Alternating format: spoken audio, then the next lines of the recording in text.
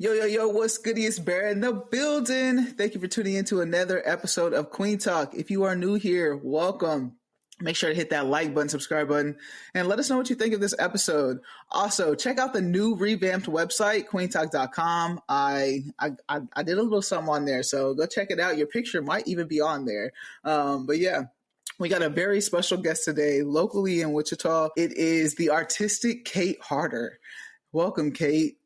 Thank you for having me. I'm Yes, excited. of course, of course. How you doing? You doing all right? I would say with, how everything's going, not too bad. Not too bad. That's probably just like growth and just learning how to cope, but I would say pretty good. I love that answer. That's great. That's a good one. Growth and knowing how to cope. Ex Yes. Well, because like you don't want to do like a whole like, oh, everything's fine. What are you talking about? Like we Mm-hmm. need to acknowledge what's going on, but also like I'm not gonna be out here spiraling. That was years ago. Yes. Yes. Yes. No, that's a great answer. If you want to just give let the audience know just your pronouns and how you identify in the community. Yeah, absolutely. So I particularly use like they them pronouns, but I'm also one of those people where like if you say something else, I usually don't like react. As far as like within our community, the queer community, I will typically say that I do just identify as queer, just because I do feel like I fall into multiple sections, like specific letters, and so it's just easier for me to just say queer instead of doing like all three or whatever. And then as far as racially, I'm going to identify as biracial, which is two or more races. And usually that satisfies whenever people ask me. You said usually that satisfies.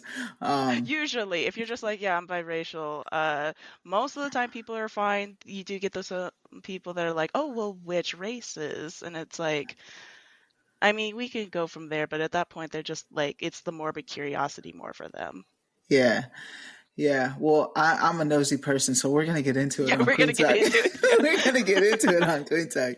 That's one thing about me. Like, I'm kind of like a nosy person. I have to like watch myself too. Sometimes I'm like, yeah, not everyone wants to like disclose everything, but I I mean, on my 9 to 5, no, I don't want to go into my family heritage. Like, it's kind of like, right, is it yeah. is it cash or card? Like, ma'am, this is a Wendy's. For real though, no, I Yeah. get that 100%. I get that 100%. Have you always been raised in Wichita? Like, has Wichita where you grew up in?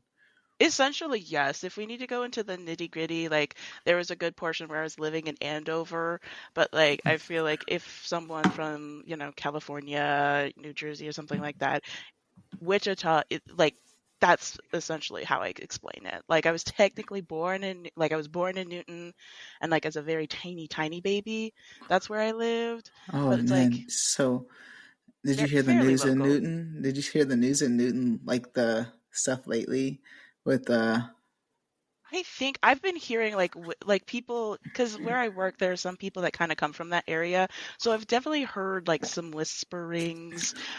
It's been yeah, like in passing, but I've heard like something, but obviously uh, has been going on. yeah. Well, shout out Bethel College because they're doing a drag show there, and what they do it for, Really, yeah, you're right, at Bethel that's College. so crazy to hear. Yeah, and they do it. They do it every year, I guess. But this year they put it on Facebook as an event, and when you do that, like Oh, it's to the public. Then the haters seen it. They try to yeah. protest, but there's a lot of people like there in support. So it was That's nice to see, and it's nice to see that Bethel College. it's some form of Yeah, private. So yeah, it's a religious you school of some sort, though. yeah, so that's insane. Yeah, I mean, but like good for them. I think that's if anything, I know like we hear a lot about, there's a lot of headlines that I think make a lot of people scared, but I feel like something like that, especially in a town like that, for a yeah, college like that, that's right. super encouraging, I think. Exactly. Yeah, exactly. So it just shows like we're still going to show the representation. We're still going to be out here. Exactly. We're going to be visible. Like there are places for us still. Yeah. Um, yeah. And so you said Did you Newton, but Wichita is like home for you. Where'd you go Yes. to school out here? So I a lot. So Okay. Elementary school was through the Wichita School Districts. I started like in Minnehaha. Uh, the For various reasons, our family then moved us out to the Circle District, which, for those who don't Mm. know, that one, I believe it's like one of the largest school districts based on the land that it covers, as far as like Circle? students that, yeah, Circle Towanda, like, because you have Tawanda?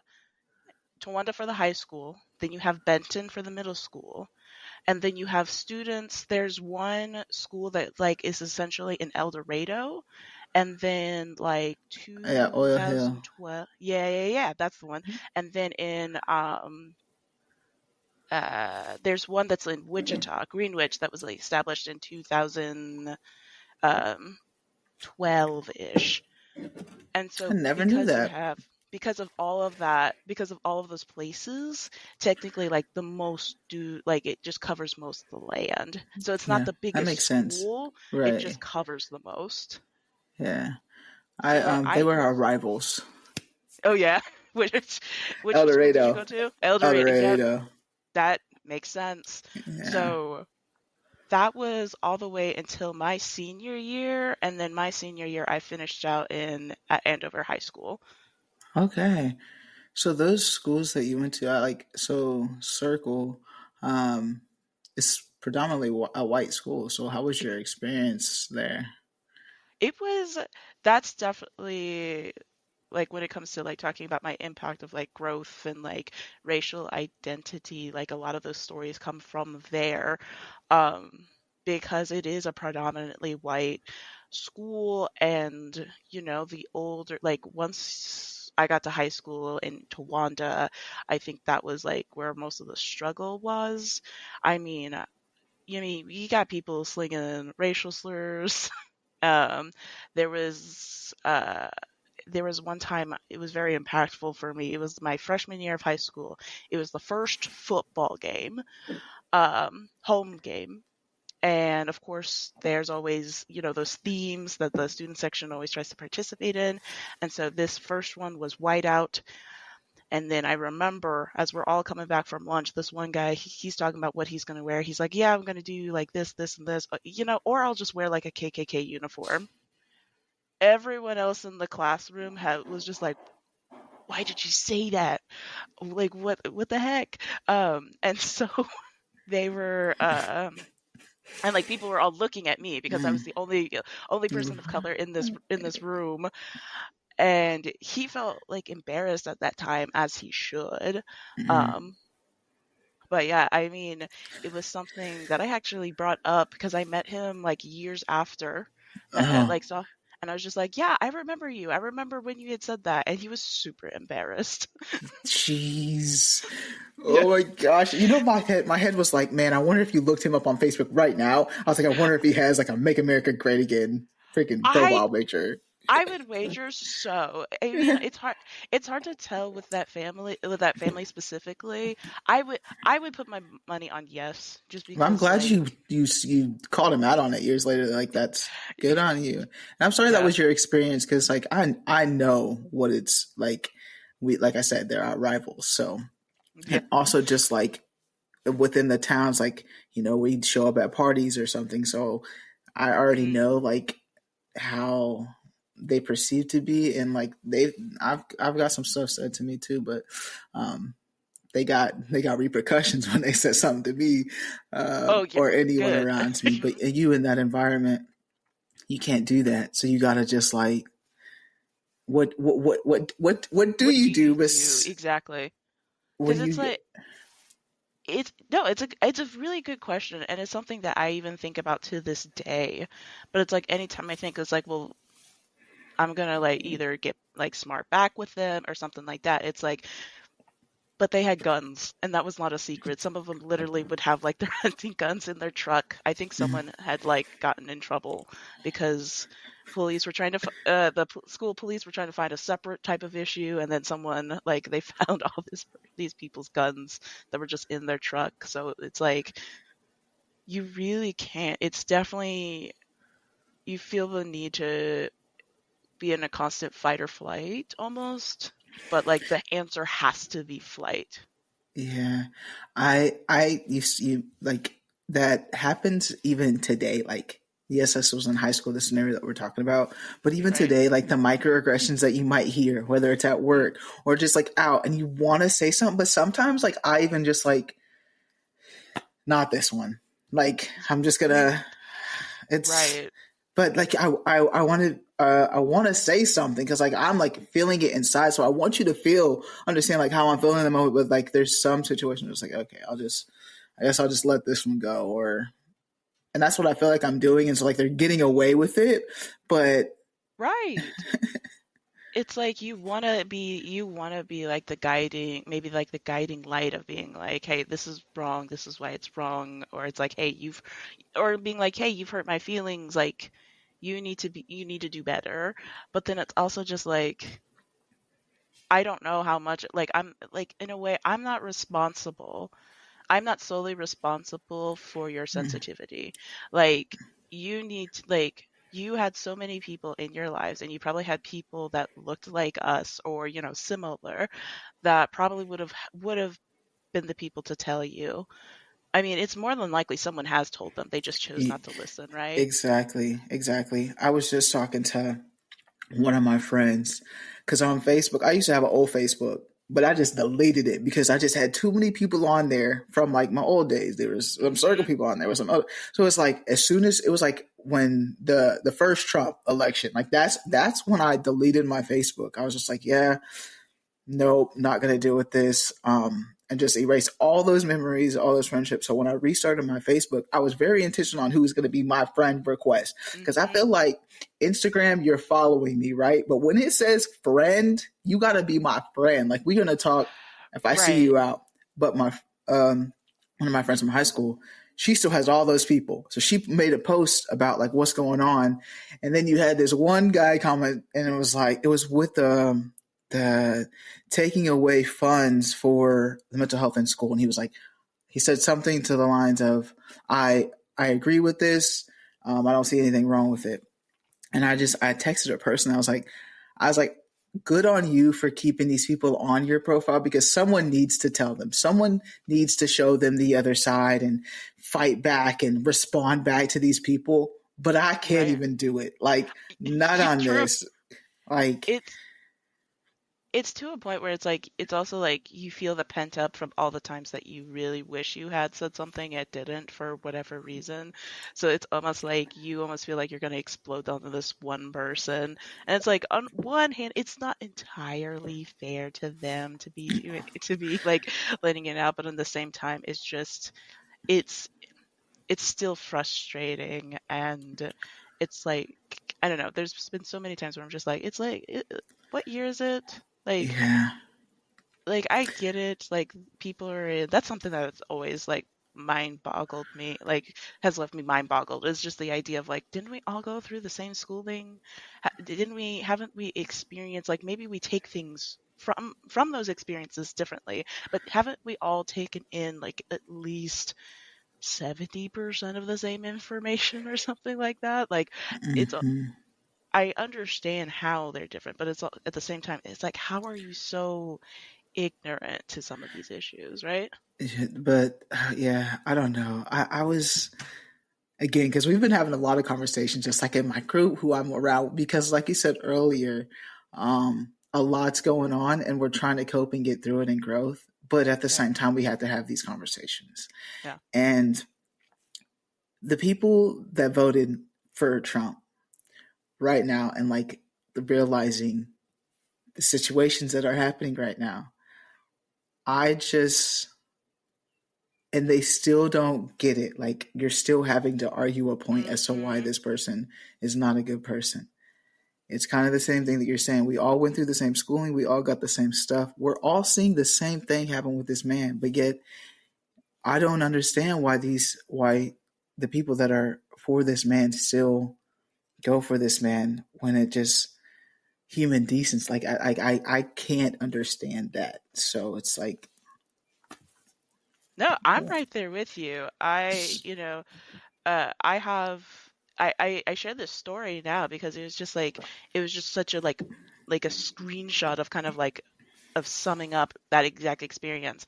I had this person, I was helping them, and they were talking about the current situation. This was probably a couple months ago, or like a month and a half ish. So essentially, the current administration is doing a lot of stuff. I think it was to a point where like the farmers were really struggling because there was like um, a big crackdown on like immigration. So I think that's kind of the mindset we were all in. And he's going ham against like the administration is like, well, these government people are being super greedy because all they want is their extra money. And so what they're doing is going to hurt all these other businesses. But then you have these bigger businesses, they're going to raise prices, maybe not necessarily even because they have to, but because they want to. And like almost perfectly like sketched out everything that was wrong with the current administration. Um, but meanwhile, he was all doing this with like a God, guns, and Trump hat on. And so, Right. and so he walks It- out, and we're just like, you were literally like this close. You were like standing on top of the answer, and you're still just like, and like it just wasn't quite getting it. yeah, I I voted. I did my part. I'm continuing to do my part with spreading awareness of this community, and I'm trying to find other ways to like just encourage my friends to like vote for local, like, and stuff like that too, because like now it's what needed. And so yeah, It really it's a lot. matters. Yeah, it really does. But I this is a lot going on with the stuff. It was like it's, but I want to know more about you, Kate. I want to Yeah. know. That was your experience at in high school, which is unfortunate. Like that's it's literally so like I went to El Dorado, so like they weren't like that. I can say El Dorado was not like that in school at all. Yeah. Now, I'm not saying that there wasn't people that were, but not near as close as it was to Circle. Yeah. Um, and so you said you went to Andover afterwards. hmm And was that like a better experience for you there, or was it pretty much the same? With it only being like 1 year, like there's only so much you can judge on it, but it was exponentially better. Good. Um, there like I to be quite honest, like that at that point, my mental health was very, very low. Like, I tried to think. There are very, very few moments of my senior year that I do remember. But I can say with certainty there was not a lot of like racially charged incidents. Um, Good. there was one where like I had this moment where it's just like I was frustrated. I was frustrated at like the school like newspaper to a point where I went to the journalist teacher to be like I was irked for probably a little bit of no reason. Because it was like going over a survey of how much people spend on their hair products. And so it only had it divided by men and women. And then I was like, I was just frustrated because I was just like, I probably spend more, though, like more than the average, let's say, like woman, at the time, because it's like my two products cost anywhere from $30 to $40. And we're talking just shampoo and conditioner. We're not talking about anything else at this point. It's like, it costs a lot.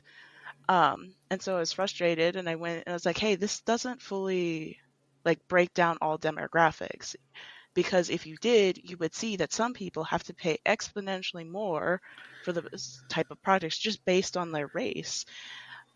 It was something that turned out to be nothing because he was just like, oh, yeah, sure, I understand. And then kind of like thought maybe I was just taking some frustrations out. But at the time, um, I think I was just frustrated because, like, yeah, it does cost a little bit more to take care of my hair. And then as well as like, um, I believe at the time they still had my hair products put in the makeup section of like Walmart. So then you had to like check out. So then they Yeah. didn't think you were stealing. Yeah. But no, I think that's a good point though. Just like, yeah, you might have came through it to approach the situation out of frustration. But at the same time, that's a valid argument just because like hair products, just finding the right products for our own hair, like that's a Yeah. learning that process like it is. But they, if you don't go through it, you don't You don't know. know. You And don't know. Yeah. yeah. And it's and, like that whole journey, like my hair, because like throughout, it doesn't really happen anymore, but I think it's because we have extensive like sensitivity, just harassment training to like teach people not to do that. But it used to be, especially through like elementary school, middle school, part of high school, like people would love touching my hair. And like I like even teachers, I remember distinctly there was one time I had I had a teacher, like we're sitting at an assembly and I just so happened to be by her and she just starts touching like the baby hairs that were like on the back of my head. And like I'm very I was very sensitive. I probably still am. No one else has really touched my hair but me.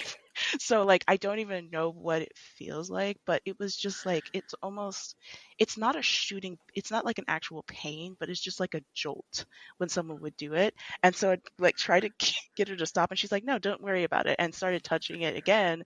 Even got another Mm-mm. teacher.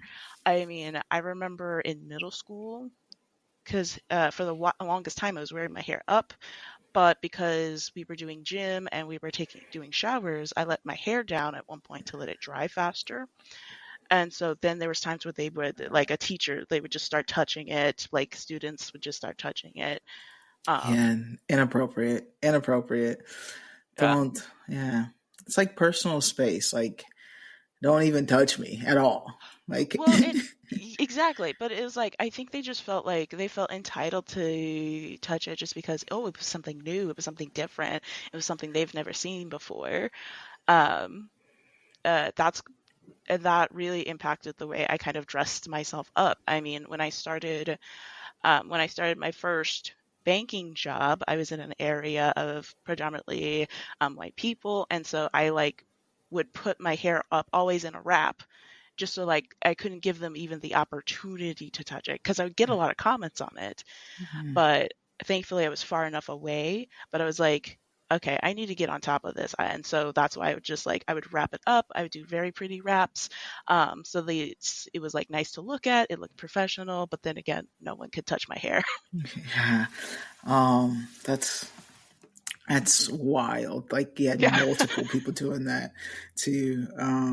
Yeah, like I said, it's a good point that you make for sure when it comes to that. And you spoke about just like being out of frustration, and I feel like maybe like the frustration is just like not getting representation, like and Yes. being seen. And that's like that's all we want is just like representation and just like to be seen and valued. Exactly. I think that's why when I'm now forgetting the year, I want to say it was like 2016, 2017. I really want to say like 2016, but when the first Black Panther movie came out, Oh my gosh.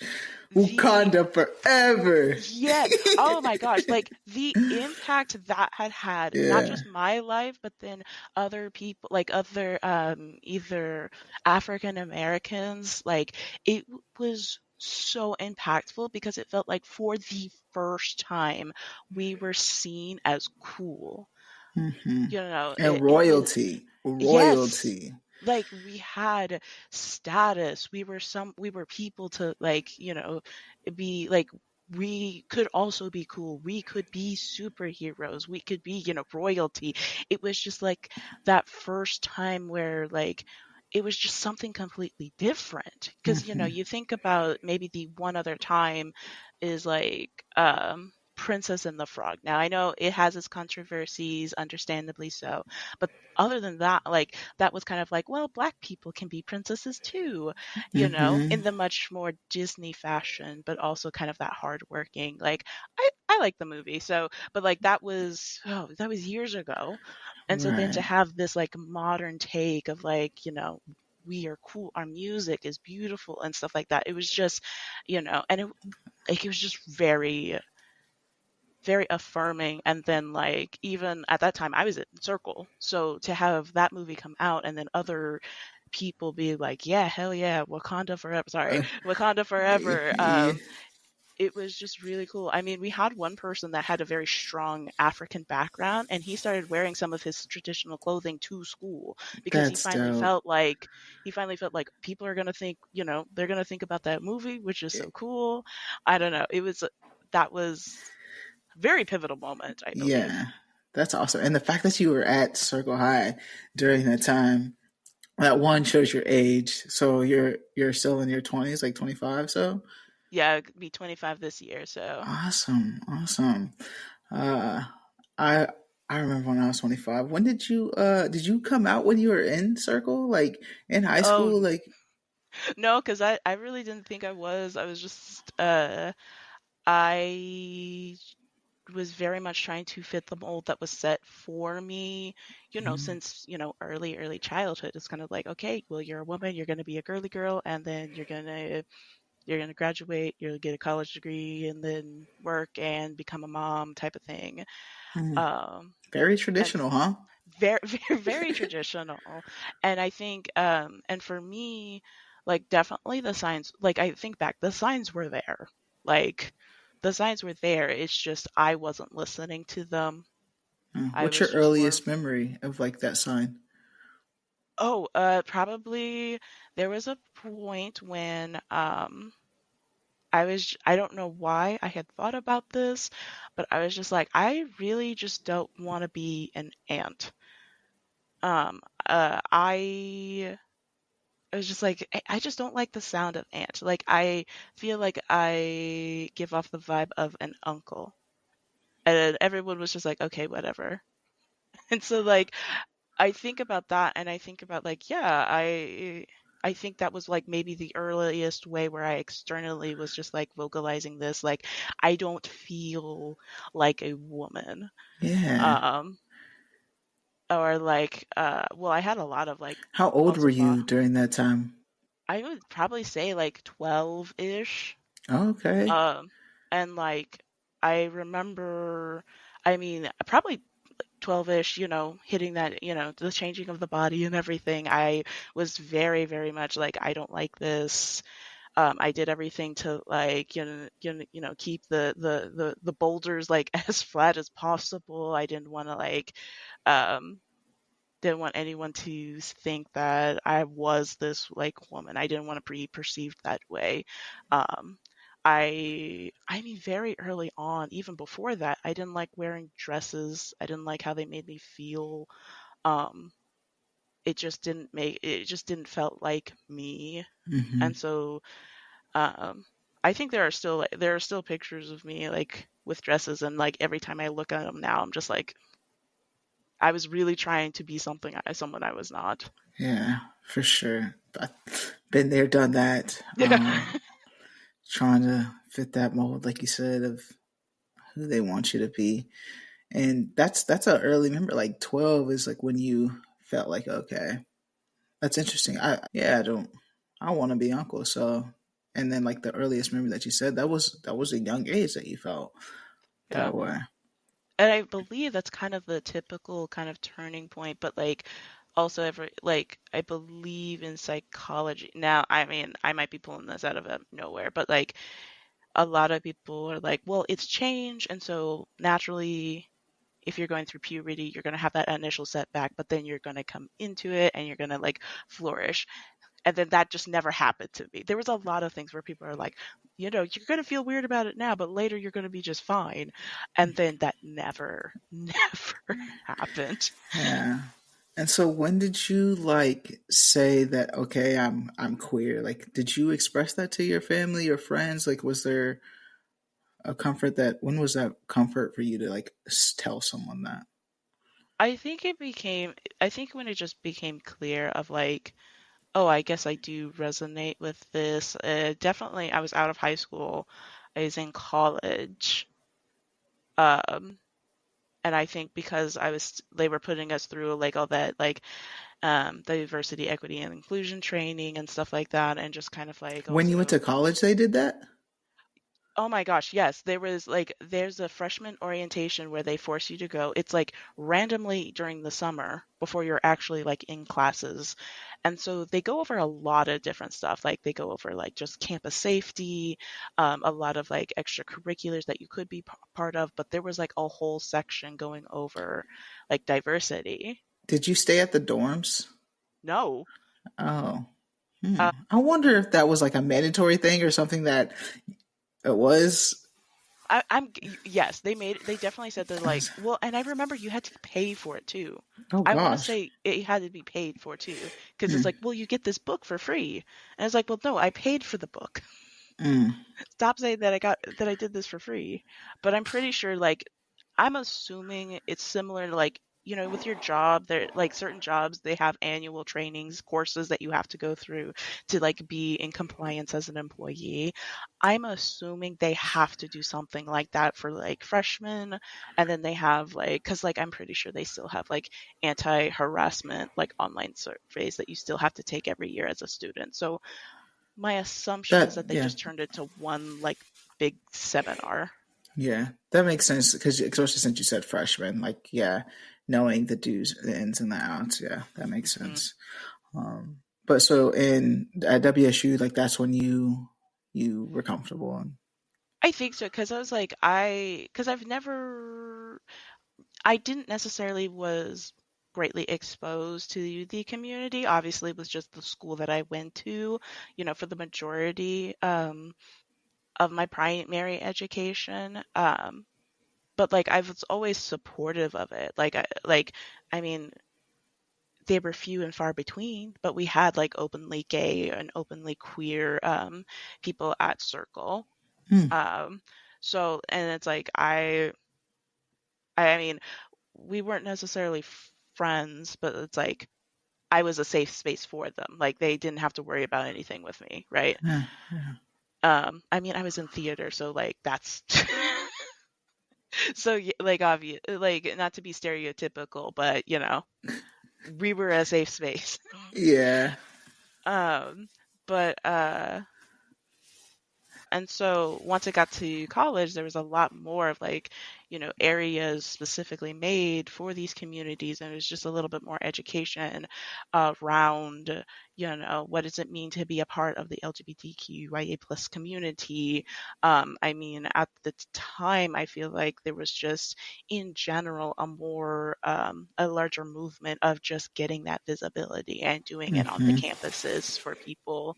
So I think once I finally had that time to just kind of sit and think, not just what I wanted to do with my life, but just how I identify, I think it just came naturally where it's just like, okay, yeah, I'm not what everyone thought or everyone told me to be. I'm actually this. And then there came a point where like it was just a series of me sitting down and asking myself, okay, how do I feel?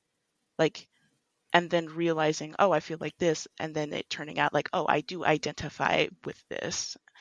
Um, and that's with everything, like how I identify via my gender, my orientation. I that's just it was literally just me sitting down and then just realizing, oh, I'm just this, and then I was okay with it. Yeah, and you mentioned you said at the beginning you were just like I identify as queer, and versus saying like I think you said three. Yeah. Oh, yeah, yeah, yeah. What what do you mean by like those three that you mentioned? So I definitely identify myself like in the gender sphere, I definitely see myself as much more internally, much more masculine. And that's something that I would like to eventually like have it externally represent. But I don't think I would fully put myself as like I just want to fully transition to be just a man, only a man. There are some moments where I do kind of incorporate maybe a more femininity side. So I kind of bounce between, okay, so we're probably looking at like transgender, um, I used to be like just say like just non-binary. So I feel like I'm probably a mix of the two depending on who I'm talking to. Because I feel like even within the community, I guess we'll have this conversation of kind of like, you know, I to some people I might be fulfilled in the transgender role, and then other people are going to say no, well, you're just non-binary or something like that. So I kind of go Hmm. like, well, technically to the definitions, I fall within both of those. I mean, if you ask me personally, I think I would um, consider myself more transgender because I do fall much more on the masculine side. And that's something that Gotcha. I do aim to go for. Yeah, I love that. I love that. I feel like it's just your journey though too. Yes, And it's like how you identify with yourself is how you identify. And I exactly. feel like it's what how you feel. It's like how you said earlier, how do I feel? Um Exactly. and I love that. And this is something that I have never told anybody but my partner. But I've just like recently been like talking about just like I just like been like asking the question. I was like, what would you do if like I just chopped titties off? Like, how would you feel about that? Like, she's like, I wouldn't care. Of course, we'd have to get some used to it. And I was like, yeah, I'd have to get used Yeah. to it too. Yeah. But I'm just like, I'm tired of these bad boys. Like how you said, like you just like strap it down and make sure like they're just in the way. Um, Yeah.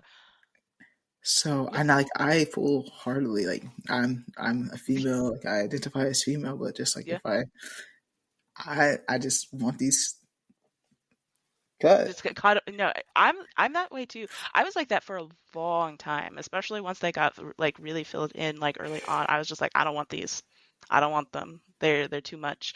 I thought it was just because they were heavy, because sometimes I do when I be like laying down on my back or I like purposely lift them up. I'm like I feel a little relief, and I'm just like, oh, that's why. That's why they're physically like painful. But then I'm just like, but then I think I did my first like binder experience and like had the flat feeling. I was just like, oh no, this is also it's probably both, but it's like it's I definitely had that moment of like gender of like almost euphoria of just like, oh my gosh, there's not it almost feels like there's nothing there. I need Like to there try was one of obviously. those. I need to try one of those. Someone Oh my else told me gosh. about them, and I need to see about it. See It about it. was it was great because like I put on a t-shirt and like usually the t-shirt like fits, but like it was the point because there was not like anything extra up here to have to worry about.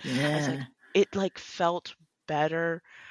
Um it's definitely something that I definitely want to do down the line. I know that's like a little expensive, and it's probably something that it's like is a couple of the things need to be in order before I try yeah. and do that, but it's It is a something where it's like process. yeah, but the I binder definitely, I think, like it helps on those difficult days where you just really want to like feel affirmed. Definitely, definitely. And I've just had like a few guests on my podcast talking about just like the process of the surgery. And it is a process. First off, I don't know if you're a nicotine smoker, but even like you can't have nicotine in your system and stuff like that. So, Yeah, um, like they want to make sure like you're gonna be like good to go, yeah, right. not Yeah. like eliminate as many potential risks as Exactly, possible. exactly. I'll shout out Malcolm because he's like 40 days away from getting his surgery. He was a guest on my Oh, podcast, so it's like he's doing the countdown oh my on social media. goodness. So he's Oh, almost that's there. exciting. Yeah, and he's hella excited. So that's dope for him. So eventually, Kate, you'll get there I'll too. get there. I just know that apparently you have to have like the recovery process. That's the big thing I've been looking into because it's like I'll definitely need to know the beforehand and the during, but like the recovery process I've heard is kind of brutal.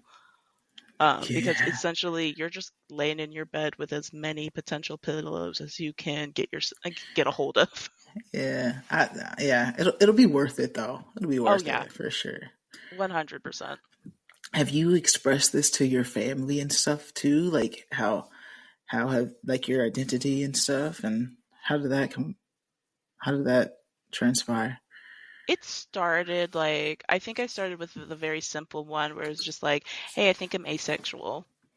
Hmm. It was one of those things where like it was another one of those things like in school where they went through sex ed and they're like, yeah, I know that seems gross and weird to you, but eventually you guys won't find it weird. Like you guys are gonna grow out of that. And then I like never did. Like I'm just like, yeah, that's a part of life, but like I don't care.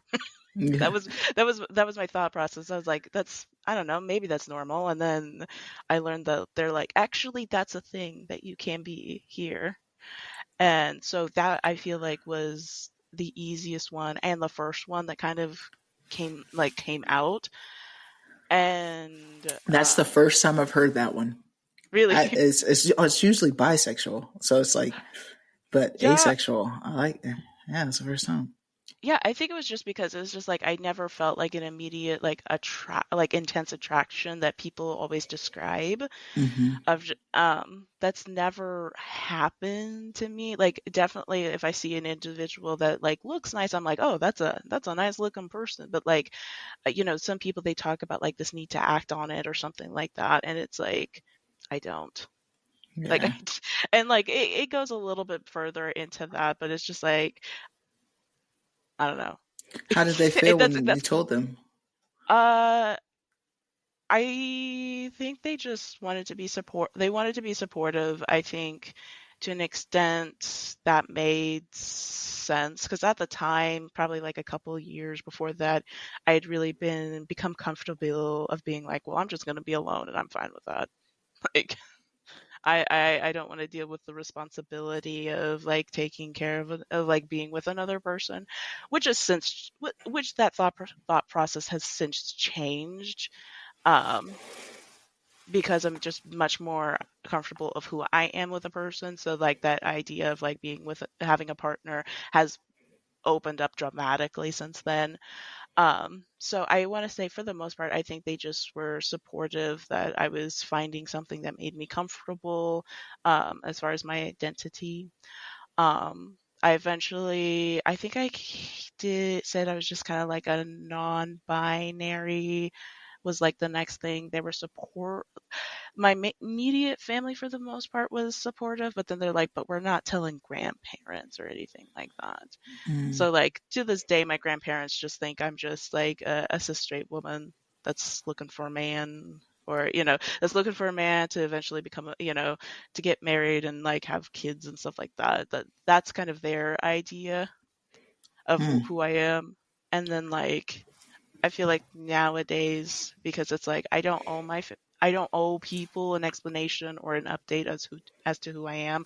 I'm just me, and I know how I identify, and like they don't need to know every single detail of how I identify. So it's kind of I think that's kind of where it's been left at, and I think they are probably fine. There again, it's like as long as you're not purposely hurting anyone or anything, who cares?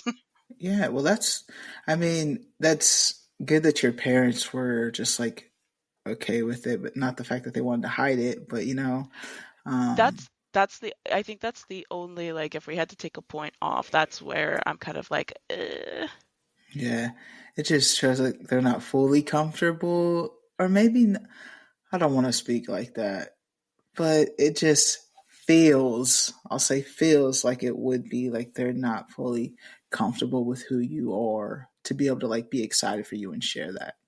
Um, yeah, I know they put it under the guise of like, well, we want to make sure you still have like a good relationship with your grandparents and stuff like that. And like I will say to an extent, I understand where that thought process is coming from, but at the same time, it's like this is who I am. It's kind of like it's also like, well, what are we gonna do when it gets to a point? Like, let's say I do get a girlfriend, like that's gonna be super confusing for them, or maybe not, or maybe I get, a boyfriend, or just a partner, and then like they're using like non-binary pronouns, and so then we go to the family dinner. What are we going to do at that point? I think is that's yeah. my it feels like just a band-aid that's not going to really Hmm. address what as things go down the line. Um, so when you came out to your family and like you're letting them know about this, and your grandparents really not knowing. What's your culture like with your family? Like you said, you're biracial. So, what is your race? Yeah, so I am um as far as I know, because it is part of what's just been told to me. At least as for my African side, I am Kenyan. And then for my more Caucasian side, it is majority Sicilian, and then it's after that it becomes German, and then after that it's just like random English, I believe. So that's from my understanding, that would be my full breakdown of of myself So culturally. you got I see. I don't even know what I never like. I asked my grandparents like what's like the tree or whatnot, but they don't know like Yeah. that. Like what part of Africa are we from? Like What part? Yeah. they don't know that. So that's cool that you like know like specifically Yeah, Kenya. Like I'm very fortunate for that. But I believe it was because that my because like my biological father is not in the picture. I was an unknown accident. My mother didn't find out until she was like early in her second trimester. Um, so I guess that relationship was already like gone at the point. So, but I believe that individual had a very strong like he was like I always say like fresh from Kenya type of thing. Like he was living here, but like he still had family living in Kenya type of thing. That's what's been told to me. Um, so so, you said you're Caucasian. So is your mom white or yes, okay? my whole family is because I have now I have two half siblings, like my grandparents, at least on my mom's side, they're both they're like my grandfather, he's like 100% Sicilian that we found out a couple of years ago.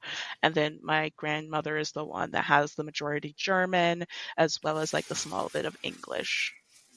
Okay. So you grew up around just white people then, like I did.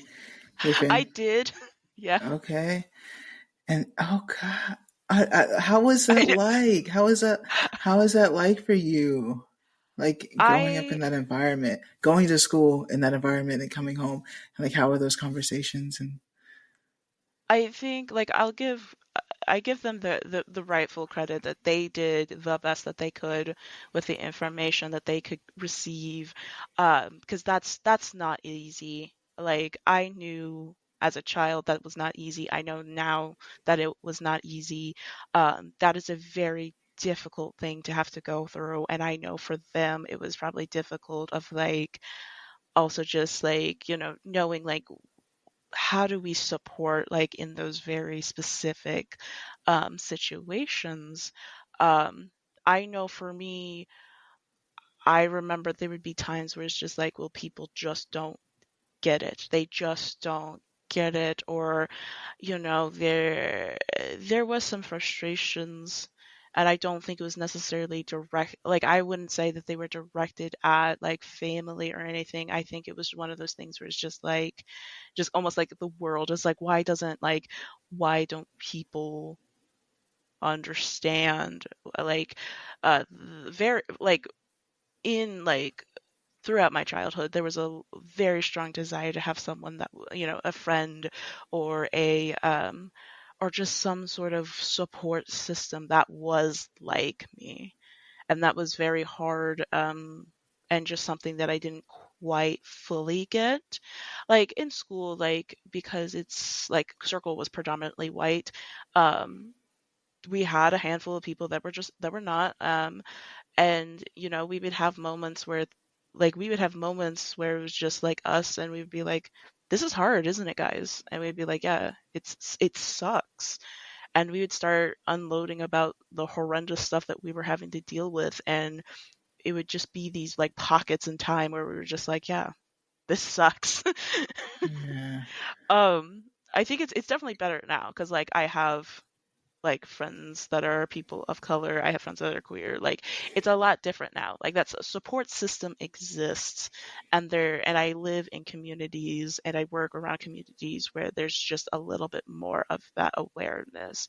But yes, growing up in that situation was like, I know that there were situations, of course, to be living in, but like there was some moments where it was kind of tough. A lot of people thought I was just adopted because I was very dark as a child. Like I was so dark. Like as a kid, you would almost just think I was just an African American kid, and that I had like two African American parents. But then they would see my mom walk in, and they go, "Were you adopted?" And I was like, "No." And like it would be just my mom. They wouldn't even see both of my parents. They would just see my mom, and they're like, "You're adopted," because they're like, "There ain't no way. There ain't no way that woman gave birth to you." Yeah. Have you had like you said you give them grace. And I assume you give your mom grace as well. Like that's what you're referring to as well. Have you Correct. had conversations with her specifically, just like about what you were dealing with in school, or how can you was your mom like trying to find people, like connect you with people? Was she doing anything like to help you navigate that, or was it just like it just went unsaid? I think so. There was it depended on the time, like the time of my life. I believe very young there was an attempt. She told me a story of there was a strong attempt to try and get that type of support system for me at a very early age, but apparently either the group or the individual that she was with was like that particular mom was just like, yeah, I mean, this kid can come over, hang out with us and stuff like that, but your other kid will not. And like my half sibling is very pasty. She is very she's white, and so they didn't want her around particularly. And my mom was just like, yeah, I'm not going to do that. You're not going to alienate my one, like my other kid. Like you're going to take both. Um, Why? Okay, because it was like a babysitting situation, or like was it like you were just trying to be friends with a specific person? Like, I mean, I'm really not certain like the mm-hmm. full details of it. I just know it was a situation where it would have been like we would have hung out either like a central location or like at one of their homes, and like I would have then had like a group of, of just other Black people to know and hang out with. Mm-hmm. But I guess because the one I'm going to assume just mother was just like, well, we don't want your white kid with hanging out with us. I think that just really struck a chord with my mom that just was like she was just not okay with it. Mm-hmm. So that was just like Uh, the one time that you like can recall, though. That I think for early, um, I know there was there was also a huge concern once I moved to Circle because they already knew like this is going to be predominantly white. But the issue is that we moved from to Circle from the Wichita School District because me specifically was being horrendously bullied for like various other reasons that had nothing to do with my race, but it was very intense to where it was like where like teachers and were just allowing me to just like not have to be in class. They'd be like, "Well, get your work done, um, but also you can do it in the library if you want." yeah. So there was that element. And then in high school, like high school was pretty rough racially speaking, and so I come home and be like, yeah, I'm just really mad because of this thing, this, or it's like it'd be like this one substitute. My mom actually got a substitute apparently fired Mm-hmm. because of the experience I had had. It was a situation where I genuinely felt like this one instructor was picking on me and my other at the time friend who was also biracial, but she was part white. She was part Mexican, and so it was something that had really frustrated me. I was just like, I don't understand why he's picking us out, and also just dismissing everything we were saying at the same time. Um, and I guess she got so mad that she like threatened lawyers, and yeah, I never saw that substitute again. Yeah. Wow.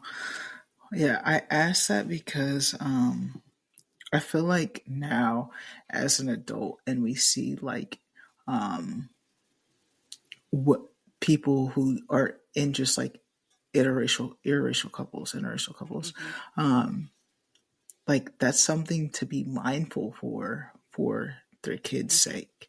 Um and not just like after the fact, like if a baby could come, but just like even before, like, okay, knowing the culture, like what what they go through, or just like not just doing it without like seeing them for them in a sense. Hmm. Just because like that's a huge, like there's a lot of um people in Kansas specifically that just like are biracial. um Yeah. and so I think it's a good thing to talk about, just like with parents understanding just like their child, like you obviously had to deal with a lot on your own, um Hmm. growing up, and having to navigate that and just like figure out your place and like your space, and just wanted like that representation, wanting that Yeah. representation and wanting to be seen, um, and not getting that at school, not getting that at home. Hmm. And that can be difficult to navigate. Um, and Yeah. again, like for me, like I didn't have that experience just like at home. It was just only at school. So I can, like, it was hard for me already just being at school. Um, so okay, I'm just like picturing just like, and like I just know like it was really difficult to do. So Yeah. Yeah. goodness, I mean, I'm here, so, and I think I am a stronger person because of it. Uh, um, but yeah, I think it is important to always look back and say and go and be willing to say like, wow, that was messed up, because I think that shows that it shows a certain type of mental growth. But like there can also be a sense of closure of you going like, um, hey, this was my, ABC was really like that shouldn't have been a thing. I mean, like students should not have been able to say the N word and not be punished for it. Like to me, uh, they should not have gone unpunished for that. But because I'm able to sit here and say that and be like, hey, that was an injustice, in a way, there is a decent amount of closure for me of being like, well, they were just wrong.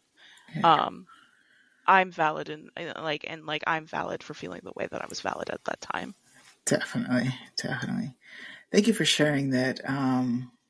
That and yeah, another like I'm just there's like a lot of things that like I have questions for and stuff like that, but I think that has to be like a different Queen Talk segment It might have to be, yeah. on that specifically. But I thank you for sharing. And Yeah, I mean, that is just such that was well, that was a huge part before like being like really going into my queer identity, because it's like, well, they didn't know the queer identity, but you just have to have eyes that work to to kind of know what my racial like I have a racial experience, right? um but I think yeah, yeah. Um, and are you pretty close with your parents and stuff too, or? I would say it's definitely drifted as time has gone by. Hmm. I It's to that point where I'm kind of like, well, I will address that type of situation, those scenarios when it does happen, because who knows what type of mental state everyone will be in at that point. Maybe Hmm. everyone's grown and progressed and we don't need Yeah, to make it a big deal. Maybe there's been a little bit of regression. So it's one of those things where it's just like, I know that I'm happy where I'm at, and I'm just going to keep doing what keeps me happy and safe. yeah, And then everything else can be addressed at another point. yeah. I love that. And you say you're happy in a good place right now, but you mentioned earlier in this podcast you were down in a mental state, just like mentally wise. And I want to know like what got you out of that point? Like what helped you get to this happy place now that you're in? It's so That's such an interesting question just because like I've thought about it so many times. I would say probably from 2016 to I would say about 2023, it was an on again, off again kind of really low lows and then just kind of like okay moments where it's just like I felt like I was just barely managing. What it's I don't know. So part of me feels like it's kind of ridiculous, but I mean, it's not. It's what got me through. Um, I had moved out. I got my own apartment, and 2 months in of not being near a dog, I adopted my new fur baby, Chi Chi. She was when I adopted her, she had heartworms. She also had kennel cough.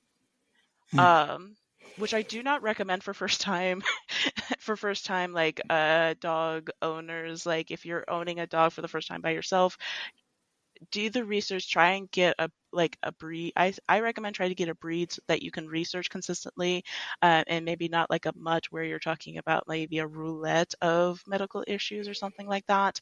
But you know, that's the side rant there.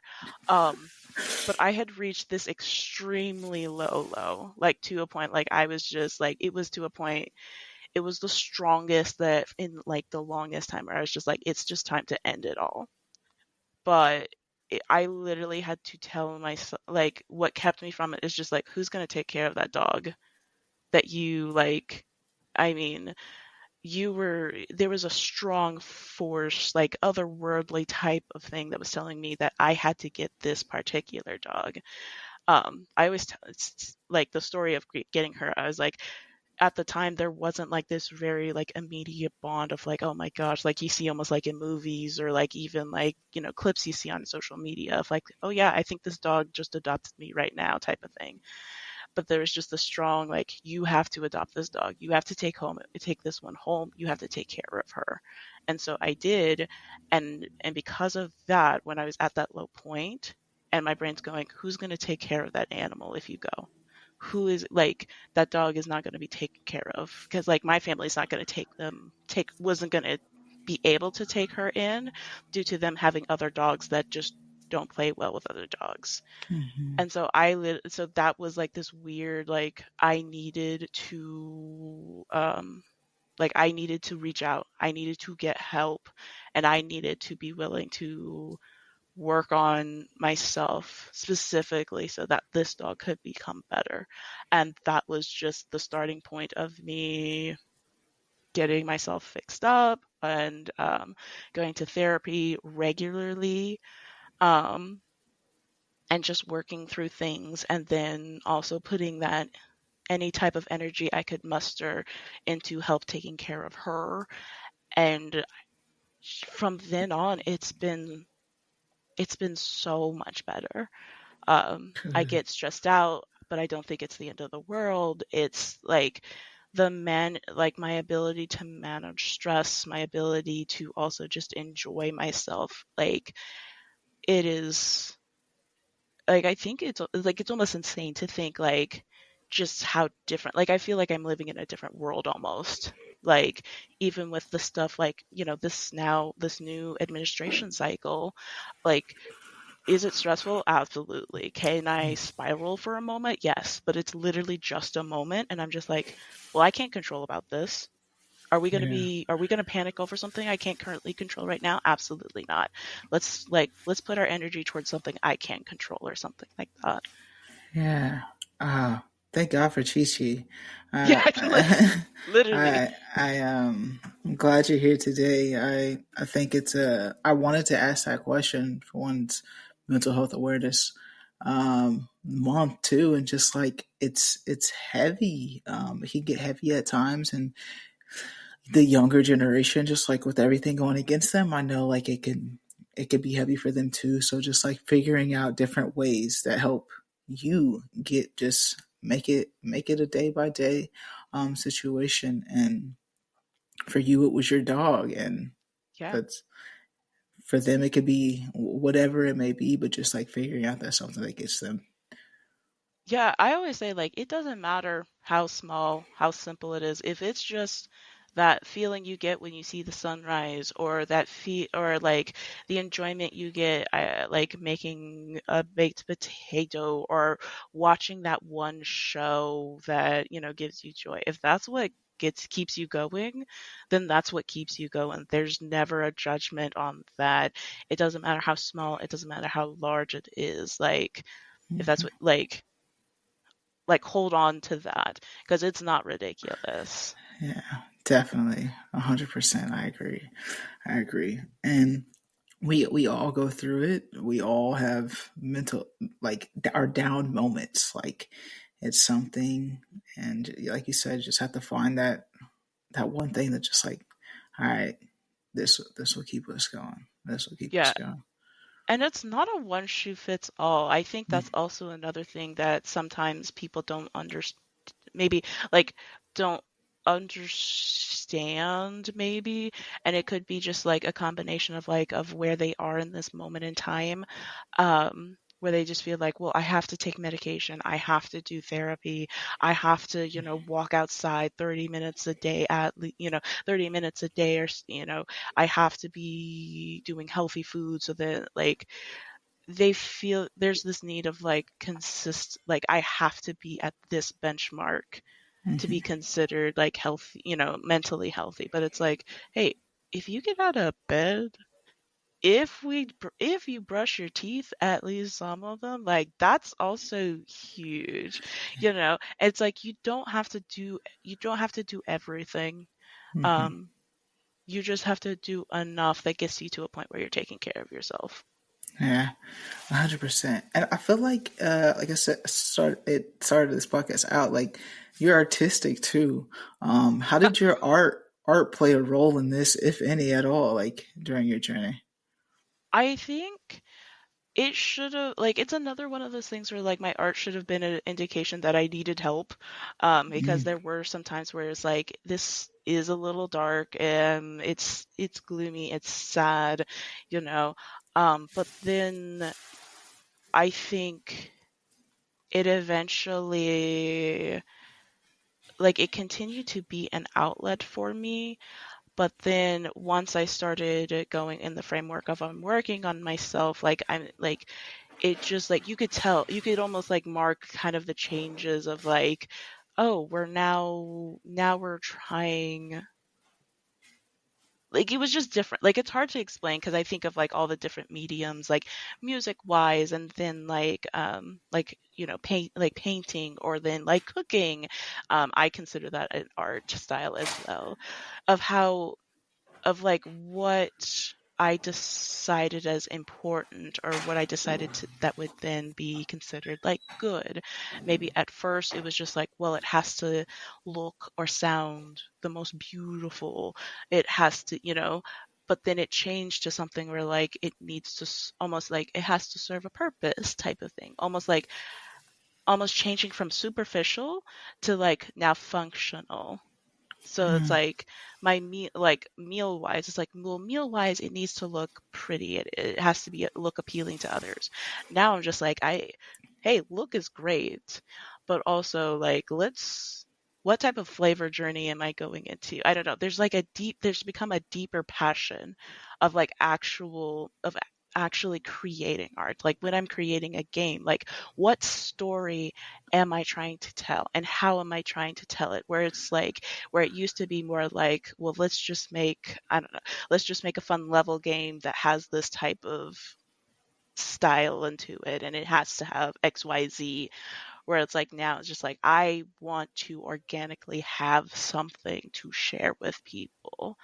And I hope that makes sense to all the artists out there or just people that are listening. It's just a very different mindset that I now have. yeah, I love it. I love the artistic. I feel like people that are artistic too, just like are like the creative side of things. You said like you make games and um, making it transpire into something that you're feeling, and you said you create games too. So like, do you Yeah. actually make games? I do. It's one of those, and I think that's one of my like favorite because like I at times when things aren't working out, like I usually take care of like designing the whole like I cr- I do the big designing of like, okay, this is what this game is, this is what it needs to do, this is what it needs to sound like, this is what it needs to look like. So I'll design it, and then I'll most of the time I'm usually helping with like the visuals or the audio production of it. And so I love like that type of medium because I like it's something that I allow myself to get angry at. And I think, it's kind of like, oh, this thing, like, oh my gosh, this thing, it doesn't quite sound right. I've been listening to the same like chord progression for like 5 hours. But it's like, but I'm not wanting to quit at it. It's just like it ignites this kind of like positive anger passion of just like of just like I have something in here, I have to get it out here. Um, I don't know. It's so much fun. I think everyone should try that at least once. Um, Create. Especially like, well, because like I do game jams, and game jams is like you create a demo of a game in like 48 to 72 hours. It's like creating some sort of product in a very short period of time. So much fun. I've As never long heard of as you're that. like, oh my goodness. It's like that's where I like really got into making games is because you got to test all your skills in a very short period of time. You get to work on teamwork because like a lot of sometimes you get to work with people you've never really met. It's such a great exercise, but then it's also like you can just have that opportunity to just throw those ideas out like like in a product, and then like you get to see like, oh, did this do well? Do I like it? Do I want to add more onto it? Or is it just one of those things where it's just like, okay, this was a fun little experimentation? And you can actually just like release a game too if it's good and you like it, and then people can play it. Or Yeah, it's one of those things where it's like, if, like, let's say you create the game and you're just like, wow, I'm really vibing with this. Let's take it back. Maybe let's fix what we already put out and then like work on getting a full game. I want to say there definitely have been some that have turned into full games. It's been a hot minute since I've really been in the sphere of like video games that have been in game jams that have turned into like full-fledged video games, because a lot of them turn out to be like indie games because it's like it's the same group, or like one to like five people that were in the game jam that then created the game. cool game jam. If you're a gamer, hey, you might want to check that out. Never heard of that though. And gamer, do you see like a lot of other black people in the gaming world that you're in? You know, sometimes it's hard to tell because like Uh, everyone, a lot of those people don't like showing their faces, myself oh, included. yeah, I Um, noticed that. I noticed that. yeah, I try to do my research. Like, yeah, yeah, I oh, could yeah, not find them. I could not. yeah, yeah. I think, I mean, that's from very past, of course, experience in high school and stuff like that. But, um, so like they're definitely out there. It's hard to find them. When you do, it's kind of like, oh my gosh, I didn't, it's almost like, oh my gosh, I didn't realize that we are out, like others are out there, right? Hmm. Um, but I think there's also kind of that pressure when there are so few of us of like, well, now I have to create something Mm, that like represents my culture. I will say I think it's grown, like the population has grown and been more diverse. I do think a lot of times though, when it comes between the two, it's either like if you're someone like me that both has like queer identity and like multiracial identity, there's like a push to do something that's more within the queer and not necessarily. And maybe that's just like from my sphere of influence, that's just what happens to come to me. It is very rare that I find entertainment gaming, like indie games that do. I know they're out there. It's just maybe more difficult to find them. yeah, I game too, a little bit.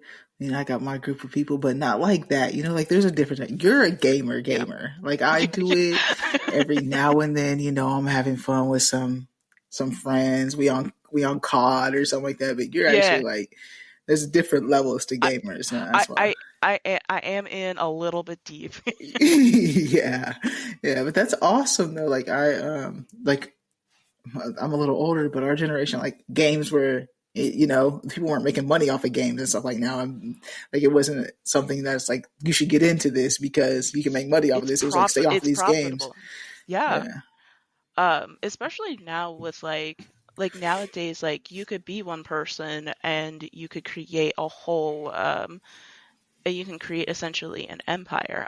Early 2010s, I would say like 2013, 2014, like a lot of impactful games came out.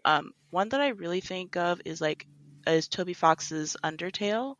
um, that's a massive indie game, all created by one person, right? Or at least majority one person. I like Five Nights at Freddy, but I have the movie poster right here. I mean, that started as an indie game created by one person, and now it is a massive, massive franchise. Books, now movies. I think the second one's coming out this year.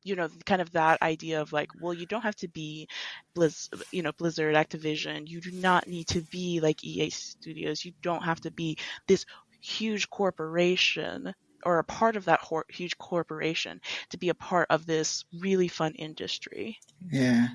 And I think that ties into like a lot of things these days. Like, with like the movies and stuff, like you can get your movie out on Tubi. Like if you have an idea, like you can Yeah, there's other platforms like to be like an independent person trying to make it. Like there's other ways to navigate, not just like in the gaming world, but just in production as well and that anything. is exactly. I mean, you could probably go on YouTube right now. There are so many indie like indie creations of shows I recently watched something just because we're talking about video games. There's a show that's on there called Indie Cross. It only has 2 episodes.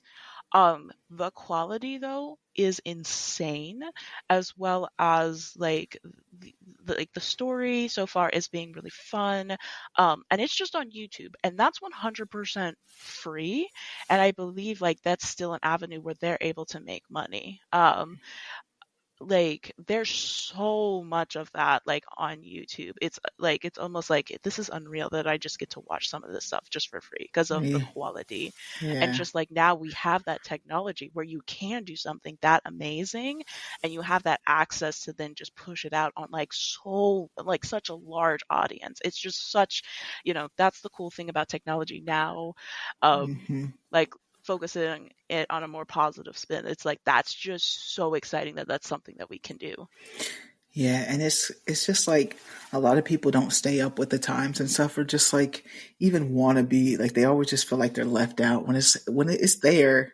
You have to just like stay up with it, just like with this Hmm. AI thing. Like Yeah. it's know about it, get to know it, utilize it, Yeah. and because it's here, it's not going anywhere. No, Um, and it's only going to continue to get better. And mhm, there are uses for it. I do fully believe that there are reasons to use it, and I feel like there are ways we can incorporate it in a very productive way. Um, I just think there is just a lot of right now of people just, well, let's use it as a shortcut to take out a person. mhm. Yeah, yeah. These stores are getting the employees are getting slimmer and slimmer with this the checkout. So yeah, Yeah. in different ways for sure. It can be scary, but you just have to like tap into like the good things and like because it's not going anywhere. So you can E- just sit there and mope about it or utilize it for your benefit. And it's so funny because we're having this conversation now about AI and it's how we're in the Wild West. It's going to have its uses. We're just not, we just don't know what it's going to be. We don't have it regulated yet. Literally what? 2, 3-ish years ago, that's what people were talking about cryptocurrency. Now, cryptocurrency isn't still regulated, right? Hmm. Um, but it has now calmed down to where people are like, okay, let's try and like now it feels like there is this attempt to legitimize cryptocurrency. So maybe in the next few years we are going to see a lot of regulations and then people, using that. Right. Yeah. And probably before that we're probably talking about the use of cell phones, maybe, but Hmm. and then I mean Use of before that. internet, bro. Exactly, internet, like literally the internet. Like how many stories out there do we know of like chat forums that were just going wild because it was just the internet. The idea of like monitoring was just not really there, like the wild wild west of the internet. And who like and there was probably talks about like the automation, like when they started doing automation in like the early, I want to say like 1900s, when they started incorporating machines. Everyone was like, oh, they're just going to take our jobs and stuff like that. Like it's been Yeah, a consistent conversation of like the next new thing is going to like ruin us, it's bad, and it's like, well, it's not. We're going to continue doing it, we just need to like, you know maybe rein it in a little bit, right? definitely regulate some things. Mhm. That's not a bad thing too. Before it does get out of hand. I don't know if you watch Black Mirror, but I'll be like, Black Mirror be telling us some things that we need to be looking at closely. Like, Probably be. okay, Hmm. We got to be paying attention a little bit, yeah. yeah, most definitely, most definitely. Thank you. This was a great conversation, um, and I feel like you can relate to people that haven't even like this is a whole new thing. That's why like everybody's story is so unique and different to their own. Like, Yeah. and you shouldn't be afraid to share it because you just never know like who it can relate to. Like this, like the gaming situation, like you being a Yeah. gamer in the world and identifying how you identify and just like how you navigated that, just like being asexual and then just like transpiring and just what you've overcome and like your background and like where you are now and the growth. I think it can relate to a lot of people. And hopefully if those that are listening, if you're like struggling right now, just if you got anything out of this, just knowing, just like figure out that one thing for you and how that works for you. Because like Kay said, it's not one size fits all. So um, yeah, I thank you so much for being a part of this podcast and being vulnerable and Yeah. sharing your story. What would you like to leave the audience with though? Like, is there any final words that you like to leave the audience with?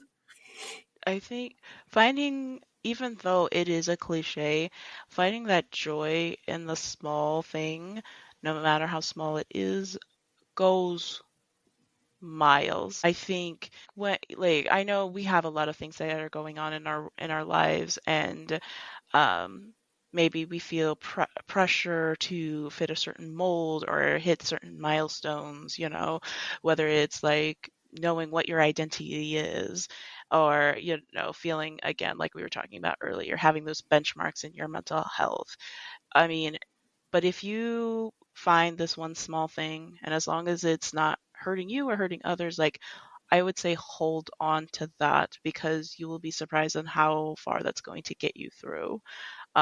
Always be willing to find new ways to grow, but like as long as you have that one thing, that's gonna be enough. And I think, um, even though it's like generic, in a way generic, I think you'll understand. I think you'll understand it once you get to a point where you're just like, wow, that really did actually help me get a long way through.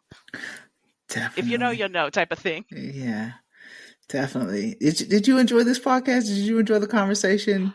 Yes, I'm one of those people where I'm very nervous, but I think like, um, I mean, the structure is really great. Just a conversation really helps, but I really liked it. All right, good. I don't usually ask that like and put it out there, but I just like want other people to know like yeah, come on, share your story too. Like it is just like people get scared Yeah, like, oh, I don't have nothing to say, or but it's just like you got something right. to say. You do have something to say, and maybe it's going to change how you would say it maybe today or tomorrow or even the day before. I mean, that was something like I think I shared it to you when you had approached me. I was like, yeah, my friend told me that I should probably reach out and do it, but I was like, ah, no one wants to hear my story. What are you talking Yeah, about? exactly. But That's it's why I like, brought it up.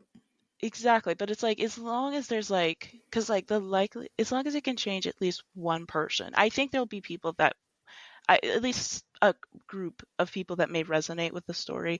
But if there's like at least one person that feels impacted in a way, that's enough for me. That's all I'm looking for, right? Exactly, exactly. And that's what I said, like here on Queen Talk too. Like if just like one listener comes across on YouTube and is just like typing up, trying to find them and something to representation like this, and you've been searching for that representation for yourself, just like Mhm. throughout your life, and that's what I'm trying to bring for others because I didn't have that growing up myself. So that's why Queen Mhm. Talk was created because I'm trying to find people that look like me, identify, Mhm. and feel the same things I feel, and resonate with me. So that's why Exactly. I do this. And so yeah, like you said, just one person just needs to be able to hear this and connect. So thank you again, Kate, for being vulnerable, opening up and sharing your story for the whole world to hear, like, and be seen. Yeah, I know. Yeah.